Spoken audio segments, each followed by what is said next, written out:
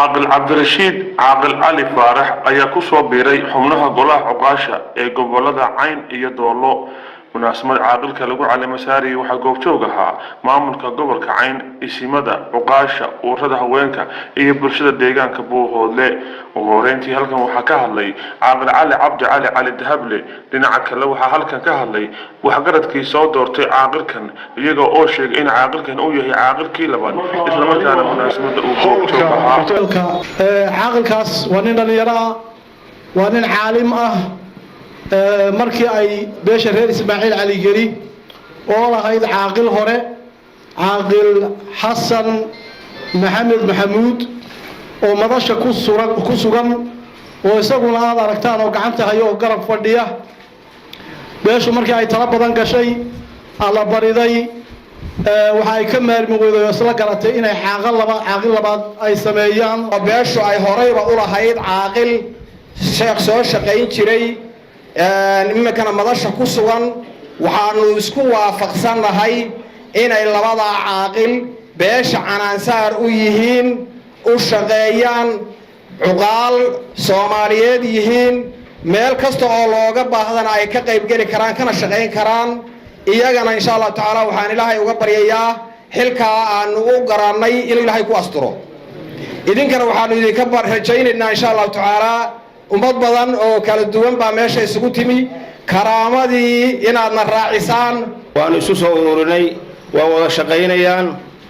waa caaqil guud sida dadku chiefka u leeyahay waxa chief noo ah oo todobada lafoodba u ah caaqil Xasan Maxamed Maxamuud waxa todobada lafoodba caaqil u ah caaqil Cabdi Rashiid Cali Faarax inta lagu shaacinaya وعاقل كلابات رئيس إسماعيل علي جري أنا مركي هوري عاقل ما نكون شغالين في عاقل كجود بانها استوى خلاف سنين خلاف هو واحد يعاضحون أرنتها وصاد يرالي بانقاهين تحسن كسر دوين إياه وهذا ضعدان وقرب استاكتان الصومالي وحكم مهما هذا فرق لي فول ما دقضه bulshada inta leeg caaqilku wuxuu hogaamin karaa go'aamo wanaagsan u gaari karaa marka uu garab haysto waxaan leeyahay ku soo dhawow golaha dhaqanka xil weyn baa lagu dhigay Allah ku fududeeyo beeshana Ilaahay tawfiiq iyo midnimo idinka baraya assalaamu calaykum wa rahmatullaahi wa barakaatuh oo tayo iyo tiro labadaba keena si ay u noqdaan beelo waa inay keenaan cuqaasha culimada ee diinka inay kuwa soo badiyaan baa laga rabaa inta haddii aan ka gudbo waxaan aad iyo aad farta ugu fiiqi lahaa oo u sheegi lahaa cuqaasha inta aynu dooranayno haddii aynaan la shaqaynin oo aqbalin go'aamada dhaxalgalka ay keenaan oo intaynu maalinna shaacino maalinna maanta adiga beel baa lagu calaama saaray caaqil beeshaas waxaa lagaa rabaa waxa kale loo yaqaano inaad ugu shaqayso siday ku doorteen taladana inaad dhex dhigto inaad guddi gaara samaysato waxa weeye taladana aad weydiiso go'aanka iyo masiirkana adigu aad yeelato saddexdii madaxda diri jireen waxa weeye waa soo dhaweynayaa waan u hambalyeeynaya ogaadin iyo maaragtay soo dhaweyn baan aan siinaya insha Allah taala xilka iyo mas'uuliyadda oo qaadayna runtii culayska badanna Allah u fududeeyo ku bilaabaya